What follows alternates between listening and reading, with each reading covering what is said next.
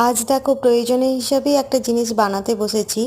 এটা ধূপদানি আমরা যে থাকে দেখবে সেগুলো ছাইগুলো ধূপের নিচে পড়ে, তাই আমি একটা প্লেটের আকারে বানাবো বলে অনেক দিন ধরে ভাবছিলাম। সেটাই আজ করতে বসেছি। এই প্লেটটা পাতা শেপে করছি। তোমাদের কাছে যদি কোনো বড় পাতা থাকে, যেমন পদ্ম ফুলের পাতা বা তোমার বড় কুমড়ো পাতা, তাহলে তোমরা করতে পারো। আমার কাছে ছিল না। আমি এই ছোটো কুমড়ো পাতাটাকেই বসিয়ে স্ট্রাকচারটা আনার চেষ্টা করেছি।